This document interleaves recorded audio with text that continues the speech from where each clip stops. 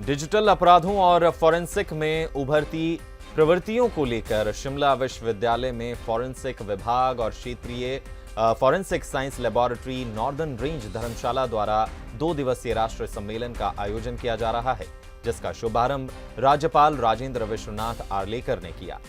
Digital अपराधों और forensic में उभरती प्रवृत्तियों को लेकर शिमला विश्वविद्यालय में फॉरेंसिक विभाग और क्षेत्रीय forensic science laboratory northern range Dharamshala द्वारा 2 दिवसीय राष्ट्रीय सम्मेलन का आयोजन किया जा रहा है, जिसका शुभारंभ राज्यपाल राजेंद्र विश्वनाथ आर्लेकर ने किया। इस सम्मेलन का मकसद डिजिटल अपराधों और फॉरेंसिक साइंस के माध्यम से उनके बचाव की जानकारी साझा करना है। इस मौके पर राज्यपाल राजेंद्र विश्वनाथ आर्लेकर ने कहा कि आज का युग डिजिटल युग है। हर व्यक्ति किसी न किसी माध्यम से इससे जुड़ा हुआ है, इसलिए लोगों को इसके सही प्रयोगों की जानकारी होना आवश्यक है। सम्मेलन के माध्यम से विशेषज्ञ डिजिटल और फॉरेंसिक रिसर्च की जानकारी छात्रों से साझा कर सकते हैं। फॉरेंसिक साइंस हिमाचल प्रदेश के बॉर्डर एरिया, जिनकी सीमाएं दूसरे देशों से लगती है, वहां पर सर्वेलांस के रूप में इस्तेमाल हो सकती है। सम्मेलन से जो रिपोर्ट बनेगी उसे भारत सरकार से भी साझा किया जा सकता है, ताकि भविष्य के लिए रोड मैप बनाया जा सके। सम्मेलन आज और कल 2 दिन तक चलेगा, जिसमें कई डिजिटल और फॉरेंसिक साइंस विशेषज्ञ हिस्सा लेंगे। अभी क्राइम, फिजिकल क्राइम यहां तक सीमित नहीं रही है। डिजिटल क्राइम आज के अपने जीवन की बहुत बड़ा हिस्सा बन चुकी है। और डिजिटल क्राइम्स या साइबर क्राइम्स वो किसी भी समय हो सकता है कि जैसे कि यहां अपने मान्यवरों ने कहा, हर एक के हाथ में मोबाइल होता है, कुछ ना कुछ इलेक्ट्रॉनिक एपैरेटस होता है, कुछ ना कुछ डिवाइस होता है, and that is the source of this crime. Though it is a source of information, it is also a source of crime. So we have to be more careful.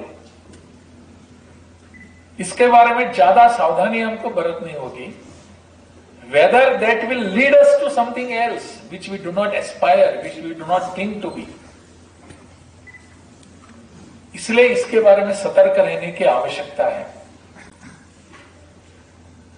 तो इसलिए हमको ये देखना पड़ेगा कि आज के इस आने वाले जमाने में हम इस टेक्नोलॉजी का किस ढंग से उपयोग करने के लिए आगे बढ़ेंगे।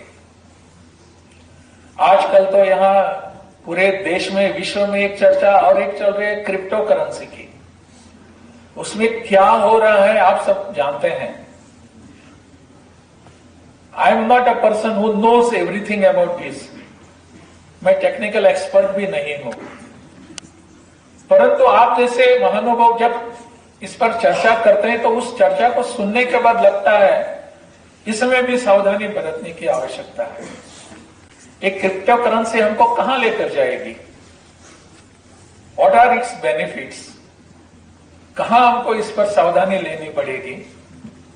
कहां हमारे पहल करते समय कहां हमको रुकना पड़ेगा? इस पूरे विषय पर हम सबको विचार करने की आवश्यकता है। Today, Reserve Bank of India is thinking of e-rupee. I am not aware of what it is. लेकिन आप भी इस पर विचार कर सकते हैं। क्या है वास्तव में ये? इन सभी विषयों को, ये सभी विषय जो है हमको स्पर्श करने वाले हैं। We cannot leave ourselves alone. We cannot. हमको कहीं ना कहीं स्पर्श करके जाने वाले हैं। We should not be a prey to it.